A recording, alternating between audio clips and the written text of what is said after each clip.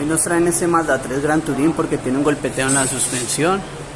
Estoy revisándole, tiene los bujes de tijera malos. Vamos a cambiarle los bujes de tijera de puño, de presión, cambiarle los amortiguadores. Aquí logramos ver que están botando el aceite.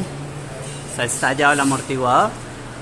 Y el otro se puede ver que no está así estallado, pero se debe cambiar ambos el par. Entonces vamos a hacerle mantenimiento a la suspensión, cambiarle los bujes de tijera, vamos a darle la caja de la dirección para empujarle en teflón, hacerle alineación y balancear el vehículo para quitarle el cinturón.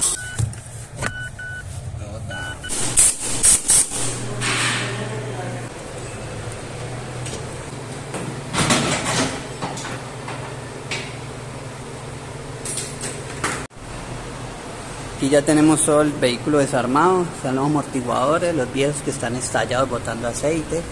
Aquí tenemos los nuevos, tenemos las tijeras abajo, las que le vamos a cambiar los bujes de tijera de puño, de presión. Vamos a empujar las mordazas que tienen golpeteo, la caja de la dirección la vamos a desarmar, hacerle el buje en teflón internamente, ajustarle esta pieza, hacerle mantenimiento, hacer la alineación y balanceo al vehículo.